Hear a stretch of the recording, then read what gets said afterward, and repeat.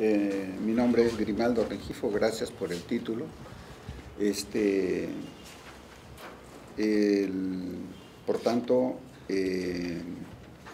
mis reflexiones van a ser basados en parte en mi experiencia, como dijo, yo soy profesor,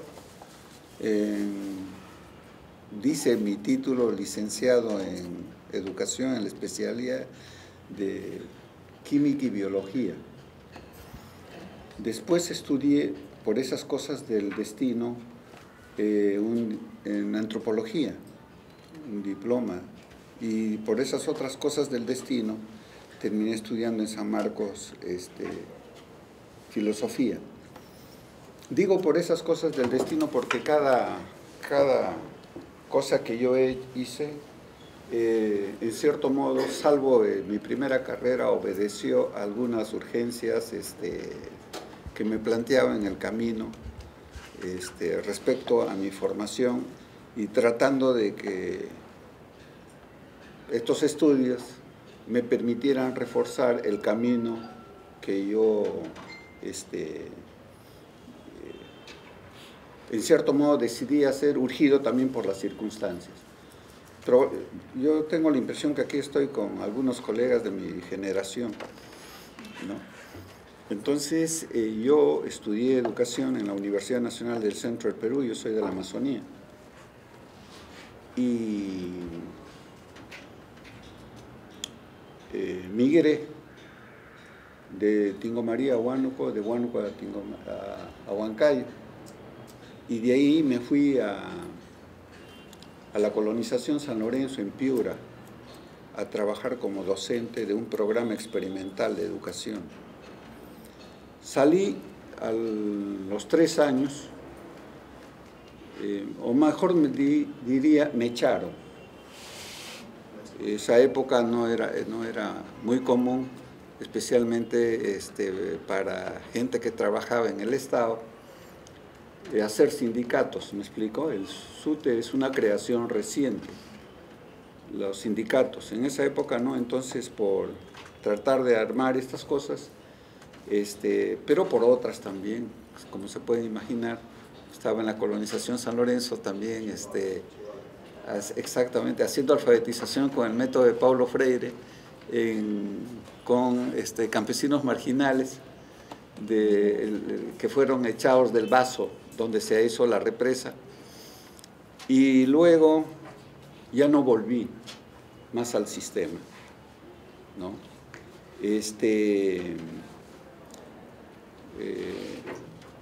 Me dediqué a otras cosas. En esa época me dediqué a lo que era la promoción del desarrollo, hasta que a finales del 80 salí del asunto del desarrollo y buscando algún otro camino diferente a esa prédica trumaniana de fines del siglo 50. Y entonces ahí nomás me agarró la guerra interna que nos hizo a muchos de nosotros repensar no solamente el destino del país, sino qué es lo que cada uno de nosotros había hecho para que el país se sumiera en una de las crisis más profundas de su historia en el siglo XX. Entonces, a partir de la mitad de la década del 80 y en plena guerra interna del país, fundamos con otros colegas una institución que se llama Proyecto Andino de Tecnologías Campesinas, PRATEC. Sí. Y nuestra primera pregunta fue qué hicimos o no hicimos para que el país entrara en esta vorágine, ¿no? Y entonces la respuesta para nosotros fue que nos habíamos olvidado de nuestra tradición. Casi todos los que nos juntamos habíamos de alguna u otra manera militado, de alguna u otra manera en diferentes organizaciones buscando el cambio y la transformación de nuestro país. Y resulta que la guerra nos sorprende a muchos de nosotros con una tal, ya en la mitad de la década del 80, con una violencia que ni imaginábamos. Entonces, esta respuesta de volver a la tradición, para algunos de ustedes filósofos les puedo recordar cuando Heidegger, en una de sus reflexiones, dice que hay que navegar río arriba. buscando cada uno de nosotros un poco sus orígenes y un poco dónde fue, no para contestar la pregunta de Zabalita en la conversación en la catedral, pero dónde fue que realmente nos equivocamos de camino cada uno de nosotros. Y entonces, a partir del 80, a mitad de la década del 80, 87, fundamos el PRATEC y empezamos con una tarea de lo que se llama genéricamente como rescate y revalorización de las prácticas campesinas andinas.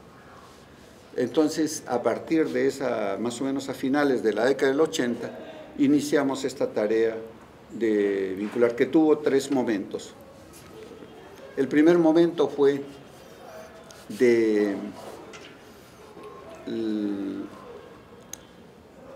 empezar a caminar por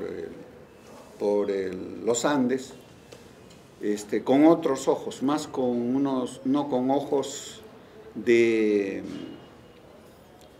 querer transformar, sino de querer aprender. ¿Sí?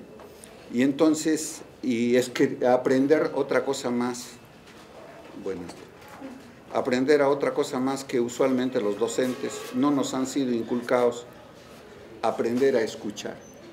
Porque normalmente nosotros como docentes aprendemos a que nos escuchen, pero muy poco a escuchar. Y como ustedes saben, escuchar es estar en el otro. Y para estar en el otro hay que despojarse de lo que es uno para poder tener una sintonía, hasta una empatía para tratar de encontrarse en un ambiente de hospitalidad con el otro. Entonces, luego de hacer un esfuerzo por tratar de hacer una suerte de registro de las tecnologías andinas, básicamente andinas, nos dimos cuenta que los saberes, en general los conocimientos ancestrales, para ser entendidos, teníamos que entender la visión del mundo donde tiene sentido.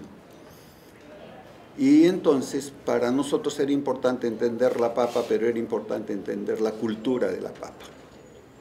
Papa se siembra hoy día en cualquier parte del mundo, pero la cultura de la papa está acá.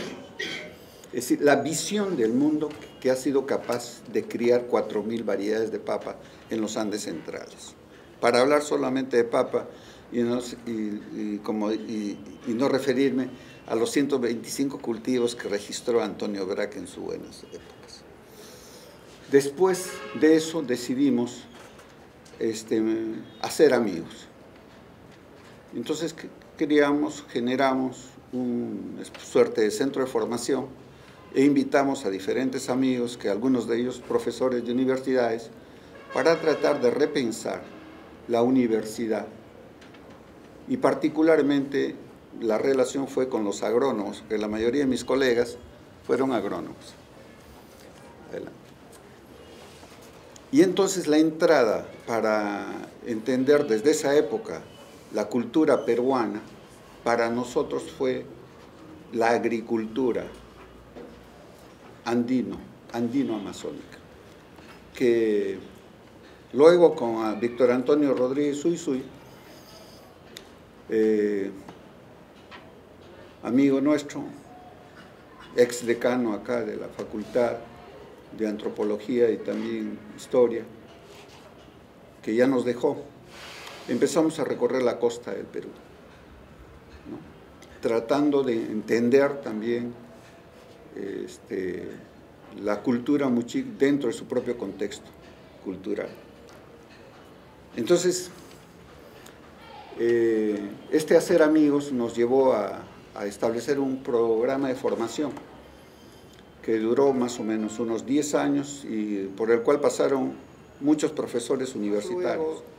Discutiendo ya en las respectivas universidades, fue por el lado de agronomía, no fue por el lado de las ciencias sociales. El lado de agronomía porque era más sencillo ahí ver cómo la facultad reproducía, y como tenía colegas agrónomos, veíamos que el currículum de todas las facultades de agronomía reproducían el currículo de la agraria, de la Molina. Era para nosotros lo más evidente, ¿no? y cómo la Facultad de Agronomía de La Molina reproducía la de la Bélgica. ¿Me explico? Entonces uno podía ver exactamente cómo era el proceso de colonización mental. Y entonces se daba el extraño caso que nosotros teníamos profesores que venían a enseñarnos biodiversidad de Inglaterra, lo cual no está bien, siendo nosotros uno de los centros de origen de agricultura y cultura en el mundo. ¿Me explico? Cómo devienes de docente a un discípulo de quienes detentan el conocimiento en los centros de los países industrializados. Entonces, para nosotros el tema de repensar la currícula, por lo menos desde esa perspectiva, era también repensar un proceso de descolonización. La descolonización no es porque hay un par de intelectuales que se les ha ocurrido hablar de la colonialidad del saber, ¿no? Creo que eso es posterior. La descolonización para nosotros empezó al día siguiente en que el colonizador puso sus pies aquí. Si no, no hubiese la diversidad que nosotros tenemos. La diversidad que nosotros tenemos no empezó con Aníbal Quijano ni con mi amigo César Germana. La descolonización empezó al día siguiente que pisó acá el invasor las tierras, y fue gracias a los habitantes nuestros. Si no, no hubiera la diversidad que tenemos. Fue por una especie de... Entonces, ¿cómo se ha dado ese proceso de descolonización? Eso todavía es materia de debate y de discusión entre nosotros. De manera que lo que tiene que hacer la academia para nosotros es inscribirse dentro de ese proceso de descolonización para encontrar un rumbo a la academia, a un pensar propio, a un pensar autónomo. El proyecto educativo, tal como está diseñado, por lo menos desde esa perspectiva, parece ser pues que es una reproducción del sistema educativo global. Y cuando hace crisis el proyecto civilizatorio occidental, hace crisis el proyecto educativo que la sustenta. Las tres expresiones de la crisis global hoy día, la crisis ecológica, la crisis social y la crisis espiritual o de valores, la crisis ética, hoy día son expresiones de la crisis de una civilización que se gestó bajo el mandato de dominar a la naturaleza. Ese proyecto ya no va más. Y con ello, el proyecto educativo que la sustenta. Porque el proyecto educativo que la sustenta está basada en formar un hombre que transforme la naturaleza para su propio beneficio. Y eso está desde el siglo XIX. Y no ha variado el sistema. Si ustedes ven las competencias y capacidades del sistema, ahora, en ciencia y ambiente y todo, es educar a un hombre para que sea capaz de escudriñar la naturaleza en su propio beneficio. Y no es extraño, entonces, que en el currículo la naturaleza sea pensada como un recurso al servicio del hombre. El concepto de recurso mismo, como pedazo de la naturaleza a disposición del hombre, presente en el currículo, desde educación inicial hasta educación superior, no hace más que reflejar esta visión del mundo de tener una naturaleza subyugada, una naturaleza sierva, para cumplir el plan baconiano de hurgar en la naturaleza para conocerla. Y entonces las propias metodologías de investigación de gran parte de las facultades acá está basada en un método experimental. Si no, uno no se gradúa. El método experimental no es otro que un protocolo de intervención planificada del hombre hacia la naturaleza. Y de ahí vienen los métodos cuantitativos, lo que fuera. Pero el guión es básicamente eso. ¿Me explico? Entonces, ese proyecto ya no va más. Y todos lo sabemos que ya no va más. El tema es, ¿qué hacer? ¿Qué hacer? Nosotros somos gestores de esa revolución. El país, los Andes centrales y el Perú, como parte de los Andes centrales, somos gestores, creadores de esa revolución. La revolución industrial nos ha llegado después. Y ya sabemos que ha durado 200 años y ya puso al borde de la extinción al planeta. Sin embargo, la revolución neolítica todavía, y a pesar del desprecio por la agricultura campesina y tradicional, todavía el país consume del 60% del total de su comida, el 60% viene de la chacra de los pequeños agricultores. Entonces todo esto nos hizo pensar y repensar cuál podría ser una educación al servicio de lo que podría ser una nueva sociedad. Nosotros encontramos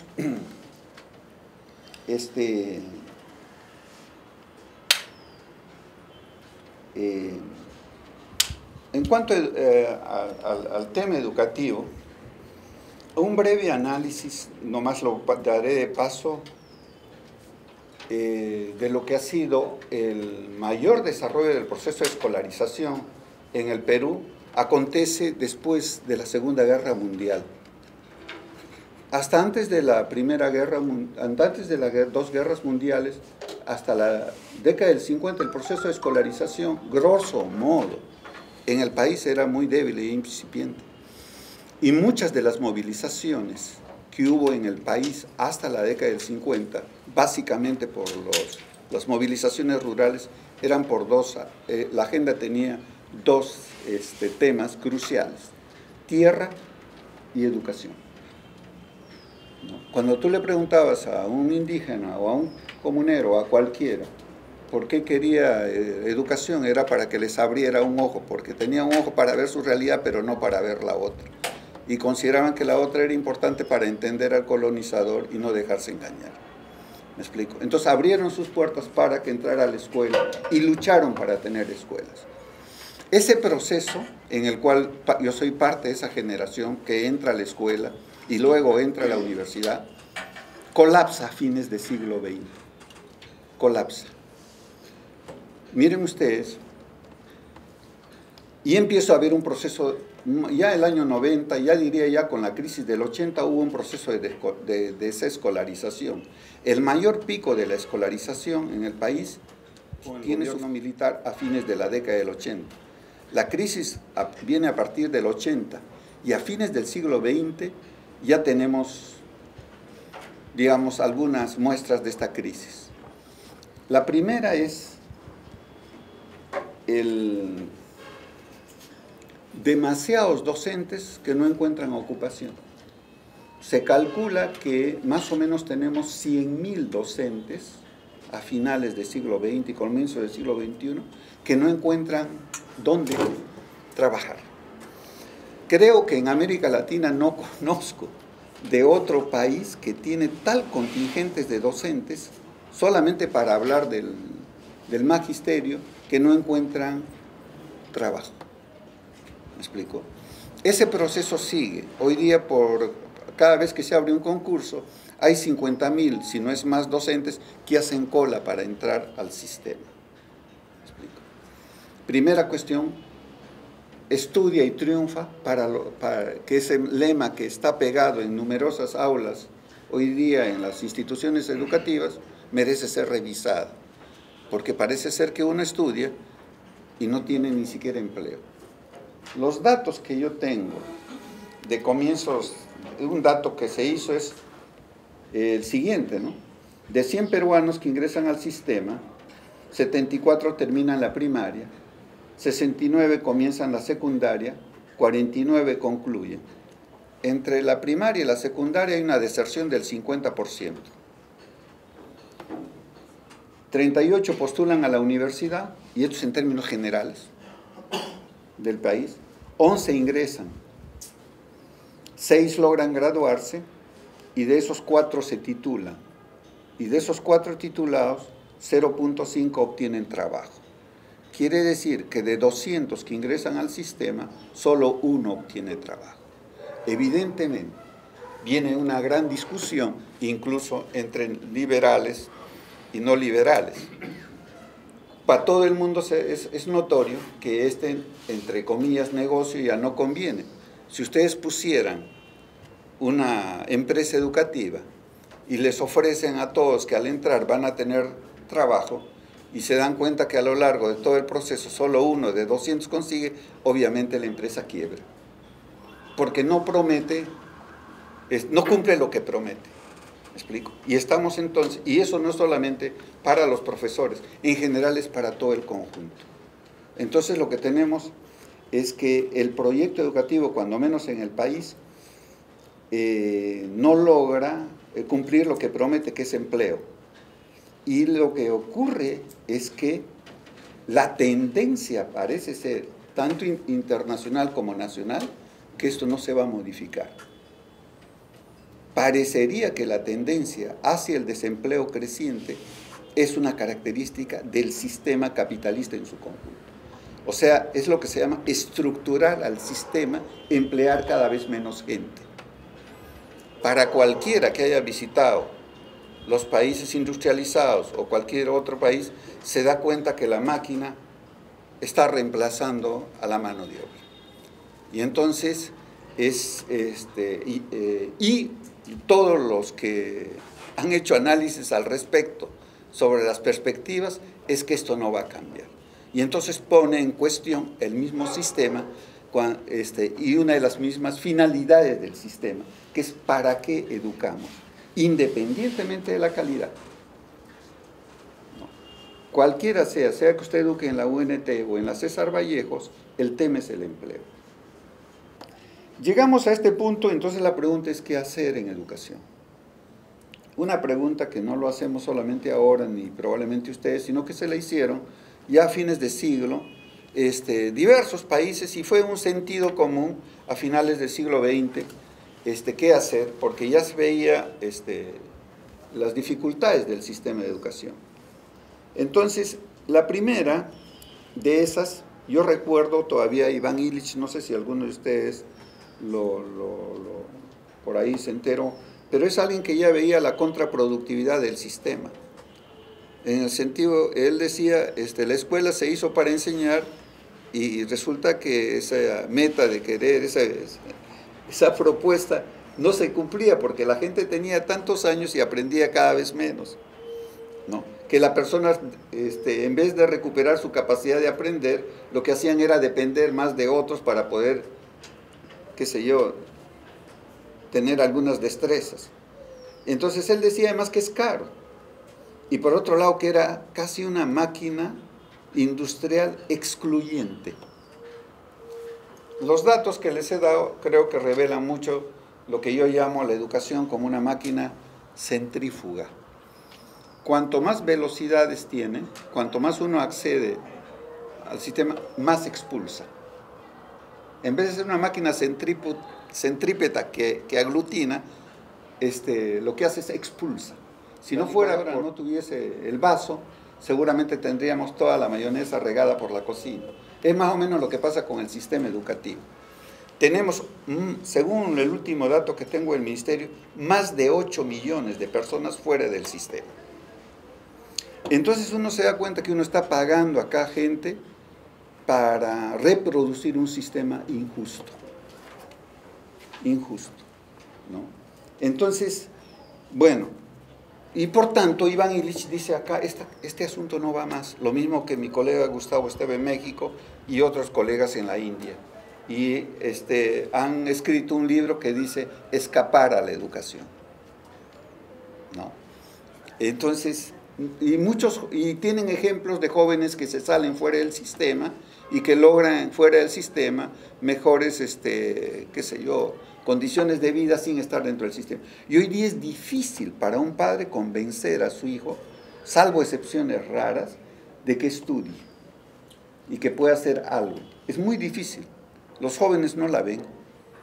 No la ven. Y es muy difícil decirle, yo también, no te preocupes, hijito, estudiando tal carrera vas a tener trabajo. Porque, ¿quién puede decir eso?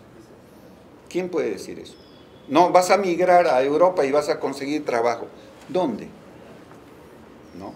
Entonces vas a migrar a Estados Unidos y vas a conseguir trabajo. Es decir, claro, hay algunos que pueden celebrar que un hijo es exitoso, pero hay 9 que que celebran, pero en otro sitio, las penas que nos causan los hijos cuando no logran sus propios propósitos. Hace poco en Colombia yo decía, este sistema es generador de la guerra. No puede haber una educación de la paz mientras Colombia esté matriculado en el PISA. Y mientras también nosotros no, porque siempre habrán revueltas. Habrán nuevas vagas dentro de poco. Y lo que hemos observado como revuelta magisterial no es más el preludio de las próximas revueltas que se vienen, porque el sistema se ha vuelto más excluyente. Porque ha dejado fuera, como saben ustedes, cualquiera que estudia psicología sabe que esas no son solamente las funciones psíquicas que están vinculadas al pensar. Ha dejado el sentir, ha dejado la intuición, ha dejado las sensaciones, ha dejado fuera todo lo que nos hace humanos como tal. Y ha reducido al humano a una máquina para pensar y a los docentes en un tornillo más de un sistema que no va más. Porque entonces, si no cumples con el sistema, te aplican el semáforo para ver si estás cumpliendo o no con el sistema. Entonces se ha vuelto, hay hasta un control policíaco de la labor del docente que deja por poco lugar a lo que es la esencia misma del educar, que es despertar la imaginación y la creatividad. ¿Por qué? Porque el profesor hoy día basa su sistema educativo en lograr determinadas capacidades y competencias que van a venir en el sistema de evaluación, pero las demás quedan fuera, al punto que si un niño destaca como un eximio músico o bailarín, el papá le llama al padre de familia, el profesor, y le dice, oiga, su hijo es muy, pero póngale un profesor de matemáticas, por favor, porque si no, no va a pasar de ahí. Hemos llegado a tal nivel, el sistema no va más, no puede ir más. No beneficia a nadie en el mundo, o sea, no es un tema solamente del Perú, no es solamente un tema de Bolivia, es que este sistema no va más, ¿me explico?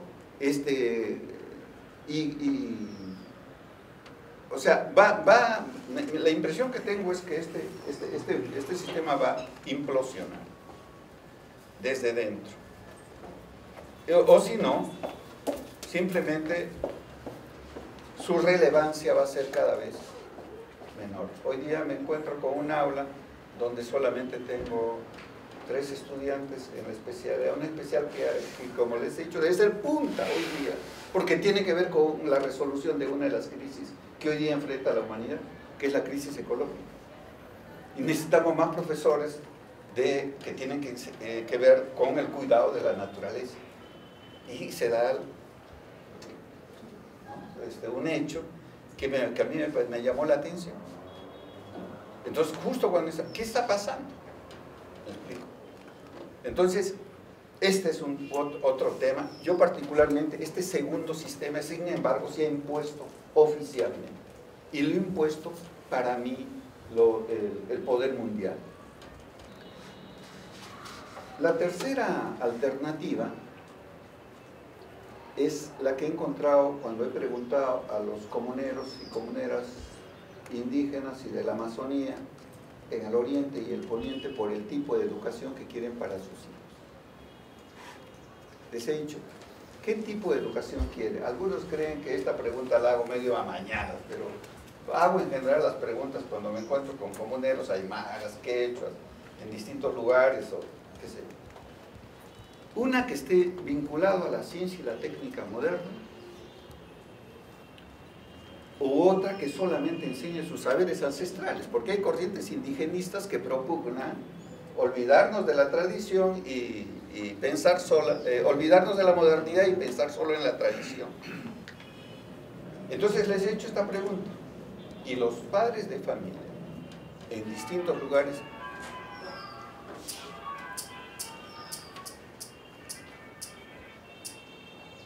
me han respondido los dos.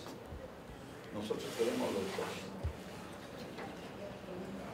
Queremos lo que ellos llaman en quechua el Iskay Yachay, y otros aymaras llaman el Paya Yatiwi, y los achánicas también dicen lo mismo, y los machiguengas dicen lo mismo, los shipibo conibos dicen lo mismo. He preguntado en todos sitios. donde he podido, los Gines también, los Caquintes también, qué sé yo, donde fui y pregunté, ¿qué tipo de educación quieres? Pero la solicitud es a la diversidad, todos quieren tener lugar, los zapatistas, los indígenas zapatistas, no más un mundo sin nosotros, no más un México sin nosotros. Bagua, dicen también lo mismo los indígenas, no más un Perú sin nosotros. Y sin embargo el sistema sigue siendo estandarizado y homogeneizado. ¿Cómo encontrar lugar, cómo encuentra lugar en nuestro sistema la diversidad? Mi impresión, esta es la salida y quién sabe la posibilidad de subsistencia de este sistema que ya caducó. Y necesitamos repensar otro sistema. Y este es lo que creo que hace falta. Para los filósofos, esto puede ser entendido en el necesario pensar, digamos, por cuenta propia, aunque usando las propias categorías de la tradición filosófica. Porque, miren, hay un artesano ayacuchano al cual le dieron el honoris causa en la Universidad de San Marcos, escribió un texto con Pablo Macera, y bueno, él en un libro, Pablo le pregunta, cuando era todavía amigo de los sanmarquinos, le pregunta, ¿y usted, hijo de quién es? Y él dice, yo soy hijo de mis padres, que en paz descansen, pero también soy hijo de la Pachamama. Bueno, hasta ahora en el sistema esto ha pasado por creencias, supersticiones, ¿no? Mitos, así como mitología, como falsa realidad, no como otra comprensión del mundo. Y ha pensado como un saber subalterno, primario, previo, típico de una conciencia ingenua, que debería desaparecer para dar lugar a una conciencia crítica, a una relación diferente. Hoy día ya no se puede seguir pensando así. Esto tiene que ver otro estatuto ontológico. Tiene que revisarse el ser. Tiene que revisarse todas esas categorías del principio de identidad, el principio de no contradicción y todo lo demás. Y repensar, si quieren, lo que vienen haciendo los antropólogos, franceses particularmente, en todo lo que es una ontología diferente. Eso, primero. Y entonces, la filosofía tiene un papel fundamental. La segunda cuestión que hay que repensar son las epistemologías. Todo lo que tiene que ver con el conocer. Y hasta ahora nosotros fundamos toda la metodología de enseñanza, toda la psicología del aprendizaje basada en una relación sujeto-objeto, sujeto cognoscente y objeto por conocer, lo que implica una necesaria distancia entre el hombre y la naturaleza para que haya conocimiento objetivo. ¿Y qué pasa cuando te dicen que un indígena, cuando te dicen la luna sabe? O cuando te dicen la planta esa sabe? ¿Qué te dicen cuando el río sabe? Cuando te dicen que el mundo que vives no es un mundo inerte, sino es un mundo vivo, que no hay la distinción entre lo inerte y lo no inerte. ¿Qué haces cuando te dicen que el mundo es además persona? ¿Qué haces cuando te dicen que una entidad puede ser persona, naturaleza y deidad al mismo tiempo y en la misma circunstancia? Requiere repensarlo todo. Y necesitas tú leer esas ontologías, esas epistemologías, entre su propia concepción del mundo. He estado en numerosas planteles, a veces unificados, de primaria, algunas otras de secundaria. Últimamente, abuelos como yo, pensión 65, estamos en el sistema. ¿Ah? Miren ustedes, al salir Carolina Trivelli del ministerio, tuvo una excelente idea de crear un programa que se llama Saberes Productivos. De esta manera, los abuelos que reciben una pensión, de alguna manera, no están obligados, digamos así, pero por lo menos persuadidos de que sus saberes no se agoten en ellos. Un país con una honda y profunda tradición no se puede dar el lujo de desperdiciar esa sabiduría. Ese es nuestro, ¿cómo se llama? Es lo que está en las computadoras como software, hardware o nuestra memoria colectiva. Nuestra memoria colectiva, está ahí. Entonces, fíjense en San Martín nomás, que es la zona con la cual estoy más vinculado, porque estoy hace algunos años ligado a las comunidades indígenas quechualanas.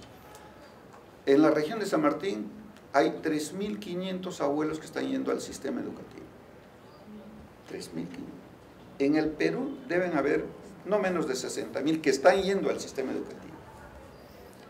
Como este tema del diálogo de saberes no se ha instaurado dentro del sistema, no hemos preparado a la gente, a los docentes, ¿qué es lo que ocurre cuando va un abuelo a un colegio? El director le llama al del EPT, al profesor que ya no tiene nada que hacer, le dice encárgate del abuelo, ¿no? Al de educación para el trabajo le encargan al abuelo. Entonces el abuelo viene a tejer ahí, ¿no? A hacer sus cachimazos, a hacer su cerámica, qué sé yo, hace un montón de cosas, y los niños, por supuesto, tan felices y gozando, haciendo las cosas que más les gusta, aprendiendo a cocinar, aprendiendo las plantas medicinales ahí.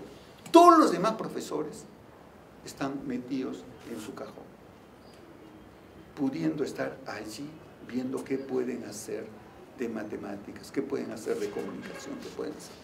No puede ser. No puede ser. Y se les dice, ¿usted cree que es fácil sacar a un profesor 5 años metido acá enseñándole para que reproduzca su libro, decirle que el libro está afuera y que saquemos de esa realidad los contenidos para nuestros cursos, porque los niños aprenden así? Ese es el tema del texto, de la superación de la visión analítica por una visión más contextual y más integrada y más vinculada a lo que somos los humanos. Los humanos tenemos un pensamiento relacional, lo vinculamos todo. Y sin embargo, por alguna razón reproducimos en la universidad un esquema analítico de la realidad. Separamos en especialidades. Nosotros mismos estamos separados en especialidades. Ha sido una gran cosa traer acá a alguien que ha estado en ciencias naturales para tratar de integrar. Pero tenemos que buscar una forma que nos integre a todos. Y eso es a partir de que trabajemos todos bajo algunos temas que nos unen, que nos junten. No sé, la pesca, no sé, los canales, no sé, alguna realidad, y en el cual todos estemos involucrados. Y el estudiante que egrese de acá va a fundar una nueva escuela. Una escuela que está a gritos esperando una transformación también, porque se vuelve también cada vez más irrelevante. Y entonces, estas cosas, más otras que tienen que ver ya con otro tipo de cuestiones más, ¿sí?, más metodológicas. Nosotros enseñamos en general la ciencia y la técnica y enseñamos que los saberes, los conocimientos tienen una característica común, su universalidad, que valen en todo tiempo y en todo lugar. Y al niño le cuesta terriblemente, porque su saber es local.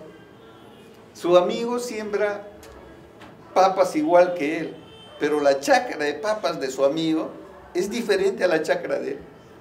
Incluso tiene otro nombre, tiene otro microclima, tiene otras características de suelo. No son entidades iguales, siendo de papas o siendo de maíz. Y entonces los saberes son locales. Y no les digo de los pisos ecológicos, que abunda a una localidad el saber. No hay una pretensión de universalidad. Yo dicto clases en general para mis colegas y vamos al campo a recoger saberes.